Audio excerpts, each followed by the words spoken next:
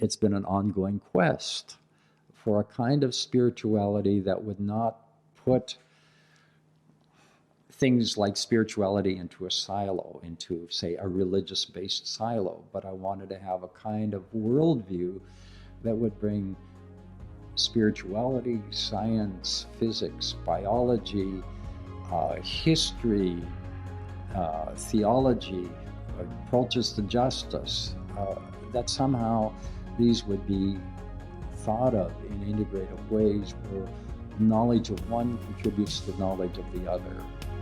Why knowledge matters.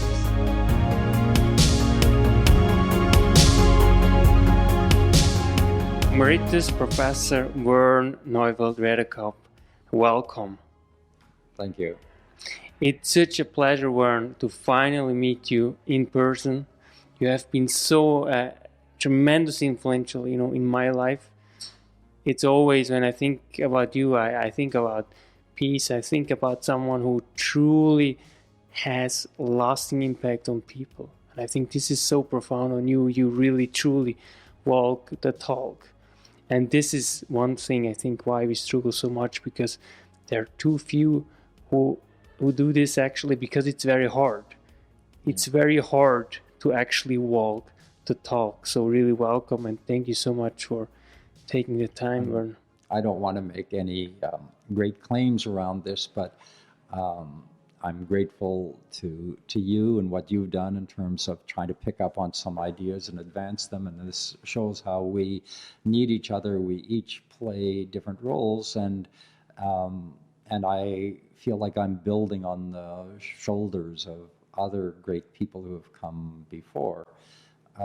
So we're in this human journey together, and I think we have to acknowledge everybody who's playing a role, and even acknowledge that right here, right now, we're on land of the Algonquin people, and they have learned from this land in a particular kind of way, and we're honored, I guess, to be here, and in a sense, carrying on what the first peoples here were doing. Yeah, and this is so interesting actually, because you also lived in Indigenous community in Manitoba, in Thompson, actually up north. And I now have the privilege to live in the Cree Nation of Nemska, really, and it's truly a privilege. And I'm so grateful to them, and to have and to live, to work, and really learn from their unique culture. And I think this is why Canada, to me, always is the best country, in the sense that you can literally travel the world. You can experience and meet human beings that are so different in their cultural way, but at the same time, you can meet them at a level that is so profound that I personally have never experienced before. So this is very profound, but it's also a very long journey. And today, really, we are here to talk about Awakening, your book, that really came out of a collaboration of different world-renowned, outstanding scientists like yourself. And I want to know first, what really initiated this project to write Awakening in the first place? Well, as it came through, with what happened to me in 1970, having really hit bottom and really wondering if I wanted to live, I had this idea that the mindset that I had back then wasn't adequate, even from the point of view of theism, a belief in God, the kind of God that would be exclusivist, in the sense that it was presented to me, that wouldn't hold my attention. I couldn't believe in that kind of God any longer. And then, as I went on living, I found people who contributed something that I thought, yes, this rings true to me. So from Michael Polanyi, there was this idea of tacit knowledge. Most of what we know we can't put into words, and out of our immersion at a tacit level of not even knowing what all we were experiencing, we learned to know something in a tacit way. Like examples he gives is, we can tell if somebody's happy or sad, but we can't really put into words exactly what it is, but we can tell, we know. So we have all this tacit knowledge, and out of that we can start making some things explicit. So that was a concept that really became part of how I look at the world. And then along the way, John W. Burton with his sense of human identity needs that are rooted in the core of who we are, that became an important concept to me. And then, of course, René Girard with his concept of mimetic desire and scapegoating, and then Rebecca Adams adding on the concept of loving mimesis, and then along came Stuart Kaufman with his sense of emergent creativity. And so it's been an ongoing quest for a kind of spirituality that would not put things like spirituality into a silo, into, say, a religious-based silo, but I wanted to have a kind of worldview that would bring spirituality, science, physics, biology, history, theology, approaches to justice, that somehow these would be thought of in integrative ways where knowledge of one contributes to knowledge of the other, and vice versa, so that we're not put, for me myself, to have a concept of spirituality that would not be siloed. And so I guess one thing I got out of my upbringing, you talk about walking the talk, but this was a value that I learned from my parents, that it was important to them, but taking it to another level, I've always wanted to try to come up with ideas and theories that I could live on, that I could base my life on what I was discovering. So when I went through a really difficult year in the year 2000, which I call my year from hell, part of what helped me through that were my own theories of human identity needs. And I realized how I had let my identity needs be met through an institution. And when that institution was taken away, it affected my identity more than it should, because I had allowed my identity to be tied up with that. Likewise, what we learn about getting your ego involved in things, it's a constant kind of discipline to say, okay, I don't want to let my ego, my identity needs satisfiers be too closely tied into any particular thing around me. And even the idea of trying to get recognition, there's a natural tendency to want to be getting that and feel thrilled when you get it, but you have to always at the same time be letting go of that and say, what's most important is the authentic relationships you have and showing care for the people who are closest to you. And this is really one of the aspects why I admire you so much. I can still remember Introduction to Conflict Studies here at St. Paul University, and how tremendously it impacted people, and how transforming it was, and how still people, you're always Mr. Conflict, really. You stand for this program in such a profound way. Now, what I wanted to ask you, did you have any concerns when you actually took on this project? Because it's very interdisciplinary and there are different scientists, and were there some moments where you had some doubts that something meaningful could come out?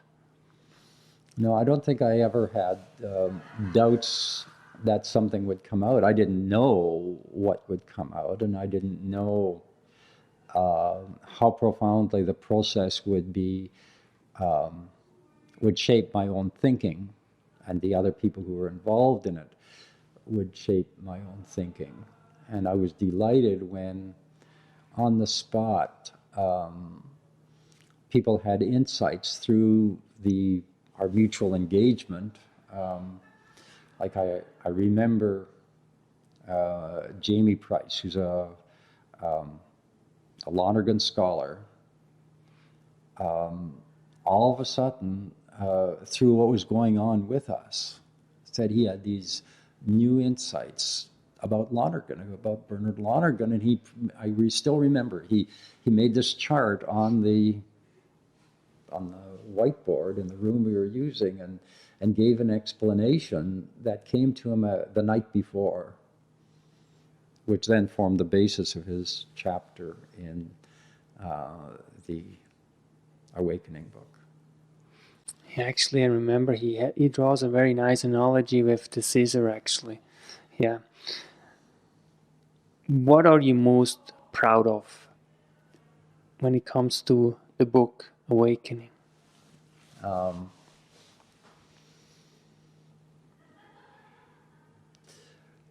I think I'm most proud of being a vessel for interconnectedness, for people making connections, because in the process of the book emerging, I would read one person's essay and I could say, oh, this resonates with this other person.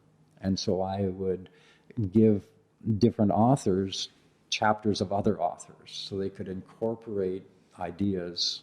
And so we have internal citations where people in their chapter will cite the chapters of other people, because of this matter of not wanting it to be siloed. So it's not just a book of individual chapters that were just written individually. It was a book of chapters that were written by scholars who were part of a joint project together. So a number of the chapters fairly deliberately riff off of Stuart Kaufman, because his presentation at this conference was really significant, and he was the originator of the concept of emergent creativity. But even in the riffing off, people do their own thing in terms of developing new ideas. And it's kind of neat that there are some Girardian scholars who also contribute. So I'm not so Girard, who is really important in my life, is not siloed off to the René Girard books, but there's also an engagement with Girard in some of these chapters. Did you personally anticipate that your work becomes so instrumental and important in the present and the future? You know, you never know when you're writing something whether it will have any significance, whether anybody will read it or whether it will make a difference, and even less so, figuring out what those differences might be. So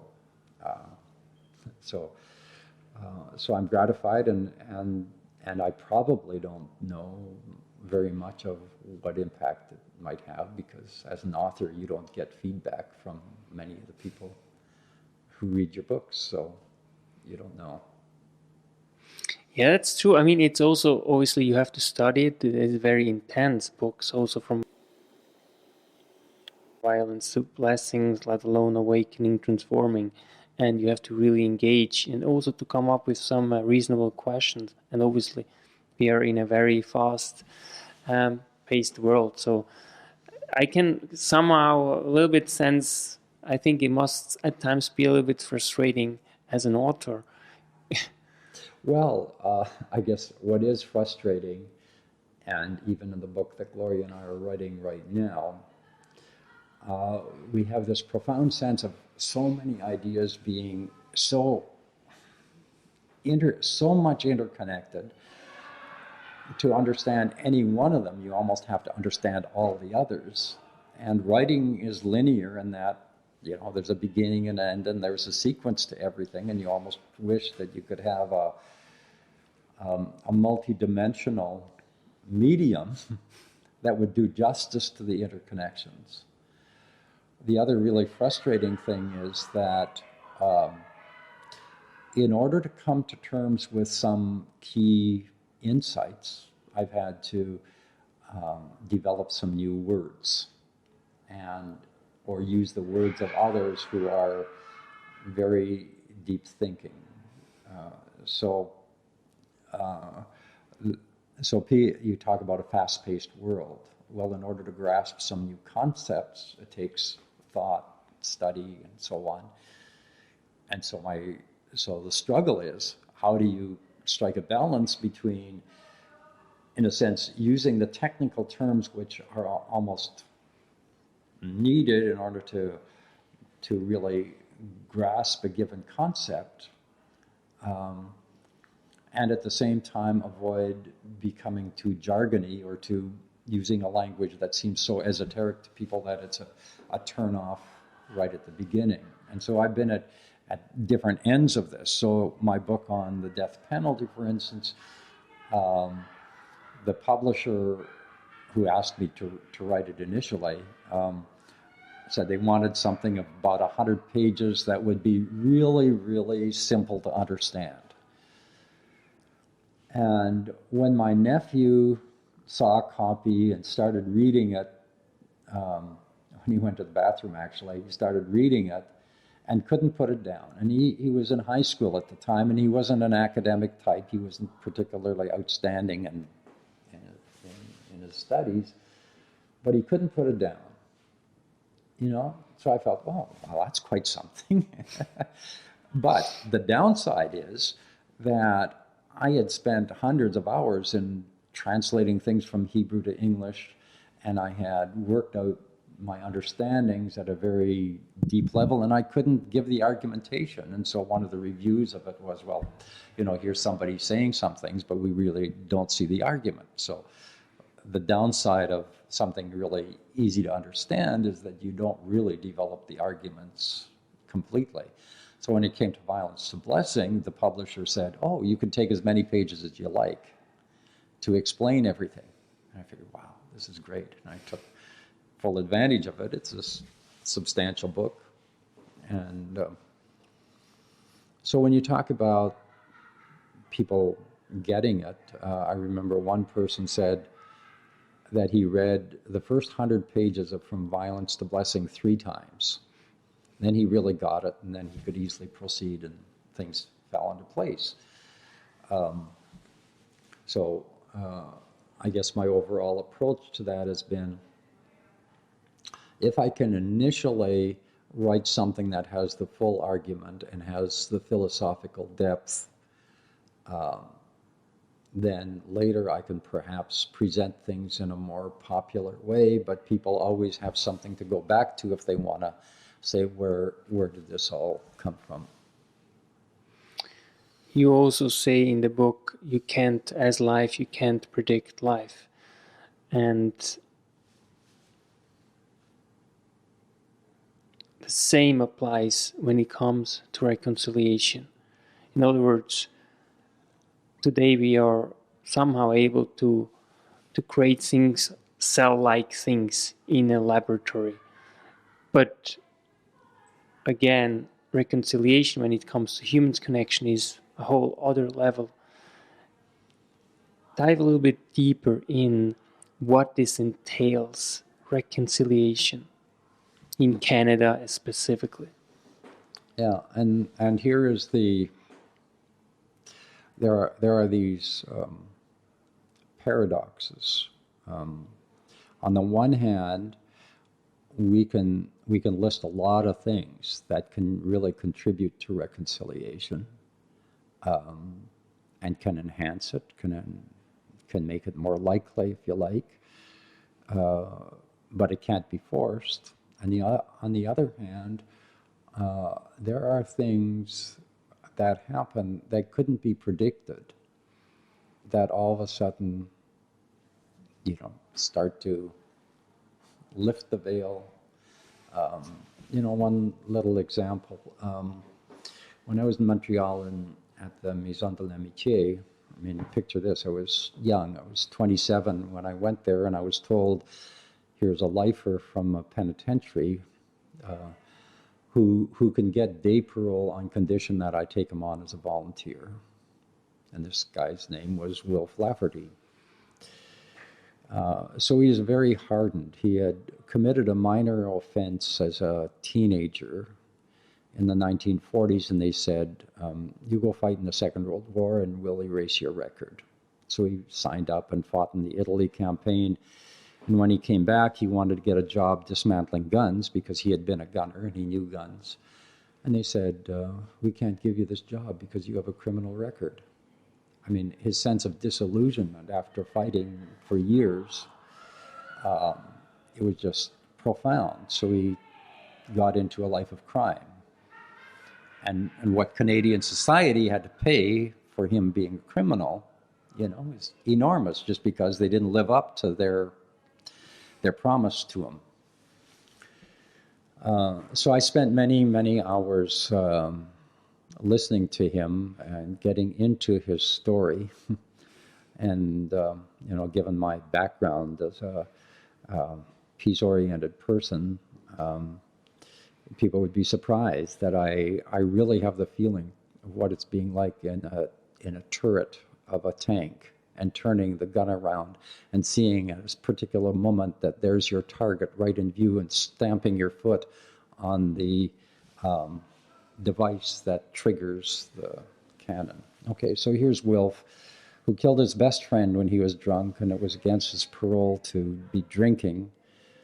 And his nervous system was kind of fragile. And so here's an instance where he hadn't been drinking.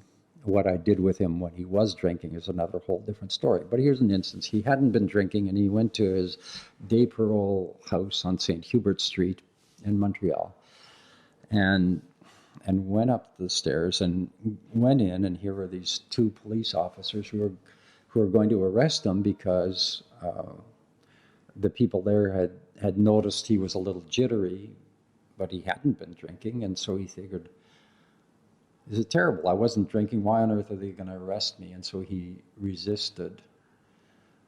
And so he and the older policeman got into a physical tuffle, and I think they even rolled down the stairs in the front of the building. But they were really, the police wanted to put shackles and cuffs on him. And at a certain instant, Wilf looked into the face of this older police officer, and at that instant, as they looked into each other's face, they established a human connection. And Wilf stopped fighting, stopped resisting, and the police officer said, "We'll not put shackles on you." That's something that's totally unpredictable, but it's almost like a metaphor for this unpredictable kind of human connection that can happen in a way that can't be predicted. And so that's why there has to be this attentiveness always to anything positive that might emerge, that can be the starting point to build on, because then other things can follow from that. There can be a déroulement of new things. And then if you put that together with what Naresh Singh talks about in the Transforming book of, in a complex situation, you have a developmental evaluator who is always attentive to what new things are happening that couldn't be predicted, so that you can move quickly then to build on those new things that show promise. We can actually be institutionalized an attentiveness to that by having people in place who are looking for what might be new that could be, and might be, that you couldn't predict, that you can then build on when they happen. So criticality is basically the best condition where emergent creativity can emerge, and really for that matter, life. To you, could the protests that happen in Ottawa be such a moment where criticality, if addressed in a fruitful way, can be fostered, and actually that something can new emerge? Yeah. Well, yeah, in retrospect, I can see now that the Strategic Leaders Seminar that we organized, that led to the Beyond Control book, but brought together protesters, police, but also journalists as being part of the bystander group, and people who were associated with the target. And by bringing the diverse people together and giving them a positively centered kind of question, just allowing for new things to develop. So I didn't know all about criticality back then, but looking back, so what we did is we divided the group of roughly 20 people into small working groups, and we gave them a task. And we said, here's the scenario. And it was a protest situation where the protesters clearly had a legitimate thing to protest. And so we said, try to imagine a scenario where you can avoid the use of less than lethal weapons. That is pepper spray and water cannons and so on.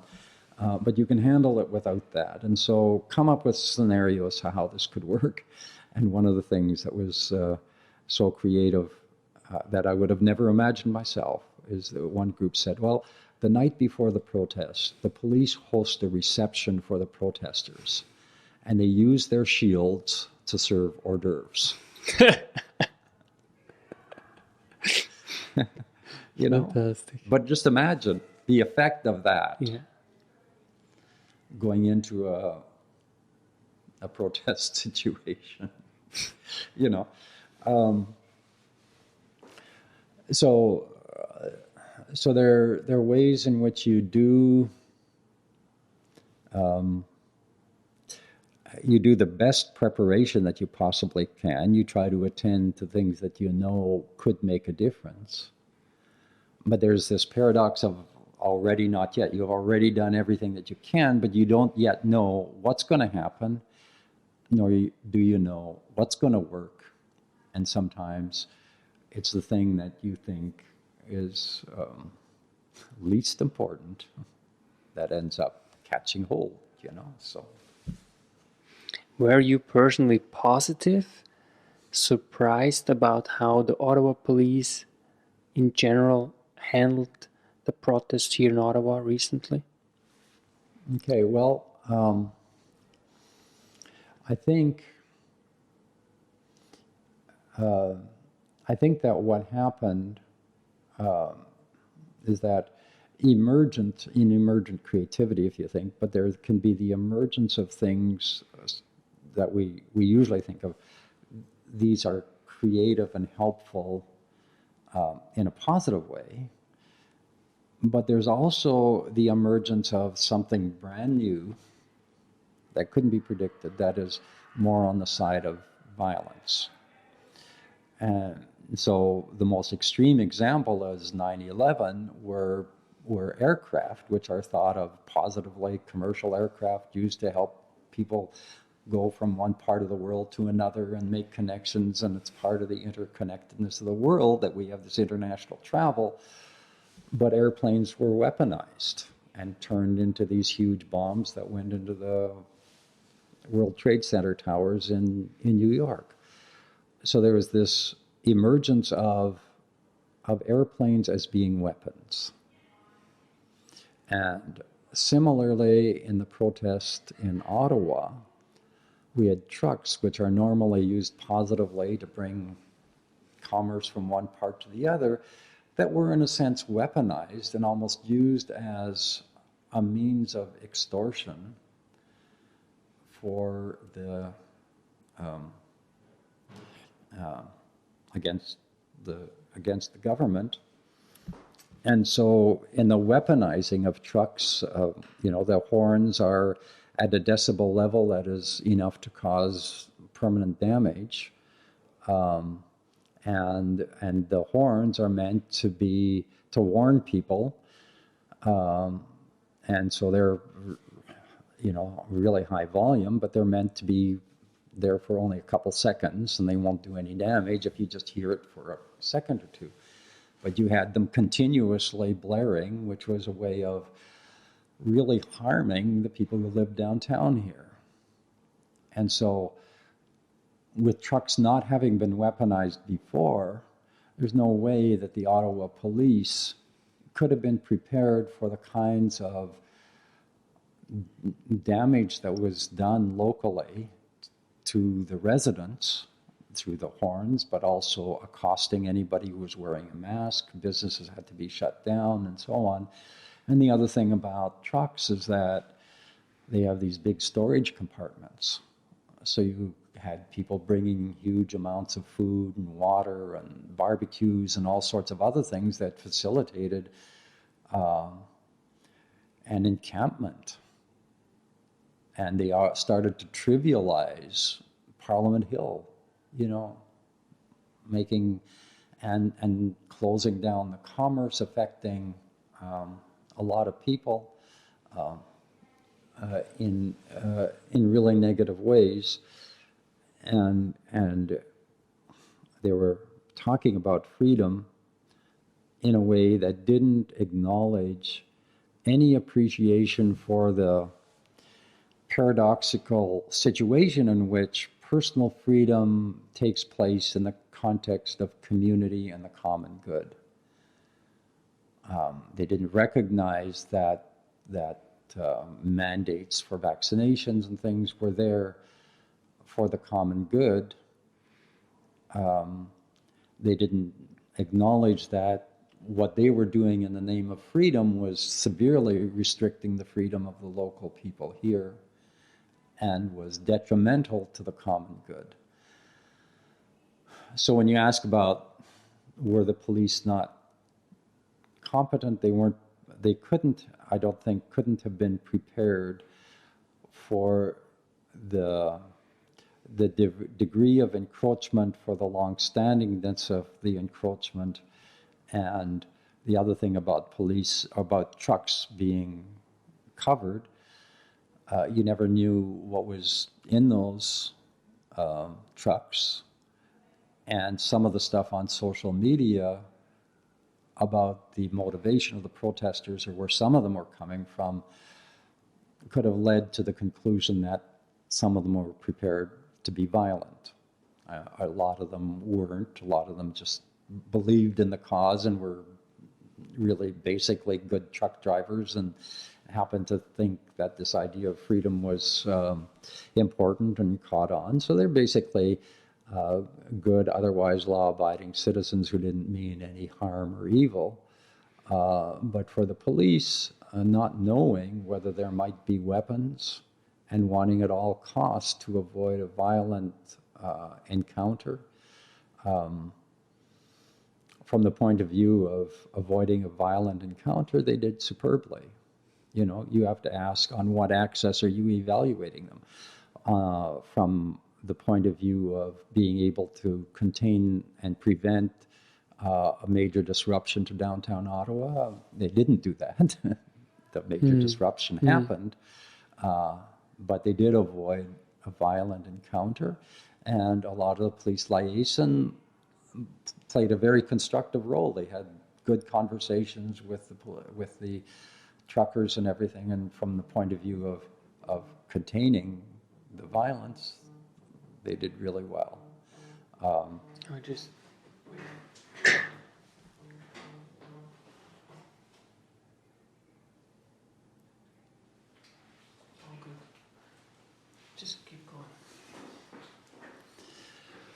Okay, so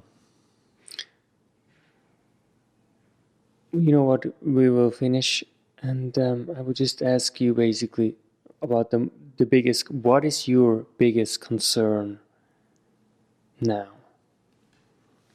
in general, when it comes to awakening? Because it is really a testimony that no matter the struggle, there is hope.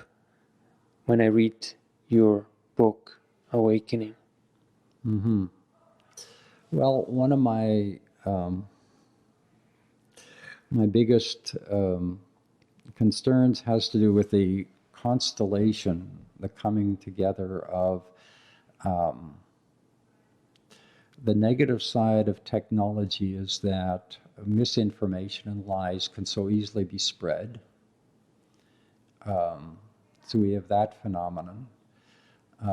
The other is that we're living with the remnants of the empire meme, which has been going on for at least 6,000 years. So in Mesopotamia, you had the Sumerians were the first ones who thought in terms of empire that went beyond city-states and everything.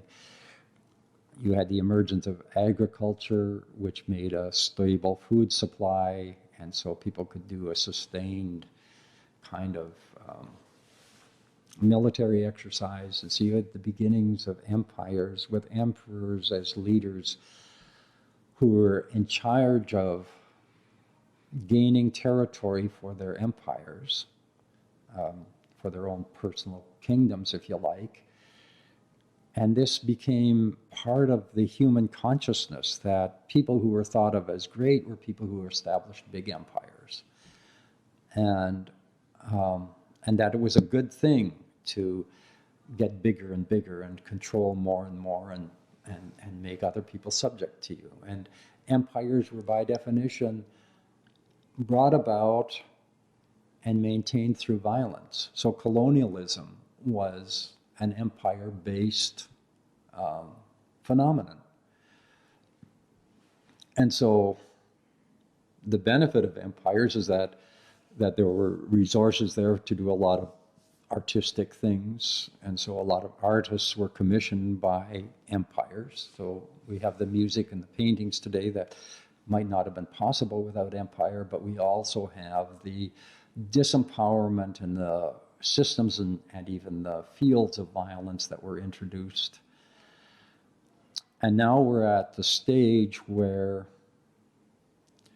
the wrong person with empire aspirations can do tremendous damage, because the empire of the past built up enough weapons that if the wrong person gets control and has this hypermimetic view of wanting to have a legacy of being great and extending empire. And so my big concern is, how can this empire meme be contained? And how can we as a civilization provide institutional means of reducing tyranny? And how can there be self-critical ways in which the most powerful can give up their power? And how can we get beyond a sense that that the power of weapons is the ultimate power, and what we really need to be the basis of who we are? Because if weapons become the basis of power and the wrong people get access to the weapons, which become more and more insidious, including the cyber-based weapons, then we're vulnerable. And so how can the forces of positive spirituality, gentle action, if you like, find a way of addressing all of that before it's too late, before too many people have to suffer terrible violence, either because of what's happening to the environment, because this is all tied to what's going on to the environment. The kingdom building, the empire meme is contributing to the material growth of so many things that are harmful to the planet. So these are concerns. And so out of all of that, here's the hope that something that I can't imagine right now will contribute to a new kind of consciousness, which will lead to the emergence of new forms of us organizing and ourselves as human beings. We have the splendid richness of cultures, which to me is a real resource, just like the diversity of species are a real resource. The downside of specific cultures that then get tied to exclusive ideas of belonging and ethnicity and so on, that then become exclusive or become so rigid that people who don't fit nicely into it don't have a place. You have the paradox. We want the richness of cultures, but at the same time, we want to have an inclusive environment where people's identity tents get bigger and bigger and bigger so that they include other human beings who come from different backgrounds, within their sense of who's within my identity tent and who do I care about. We need these to get bigger, and there's some instances where people have to first enter into the assurance that their own ethnocultural construct is not threatened at being wiped out from the outside, to give them the confidence to say, okay, we'll take who we are and expand that to include and care for others. So, last question. You can choose just one thing. What makes you most hopeful for the future? The first thought that comes to mind is children, because children have this great curiosity and capacity for transcending difficulties. They have a great imagination, and they will be the future. So, and they have no pretentiousness. They don't make a big difference over. They see a human being in front of them, and that human being could be very important by the standards of empire, or insignificant from the standards of empire. A president or a custodian doesn't really matter to a child. That's the person who's in front of them, and they can relate to that person as a human being. And Jesus once said, if you don't become like children, you won't enter the Malkuta, what is translated kingdom of God, but you won't enter into that transcendent space of vision and empowerment and being able to do creative, life-giving things. You don't get there unless you become like a child. Very powerful. And Vern, thank you so much. It's truly a blessing to have you just in person. Thank you so much. Okay. Well, thank you so much for having me. It's special that somebody takes an interest in all of this. So. Vern Neufeld Redekop.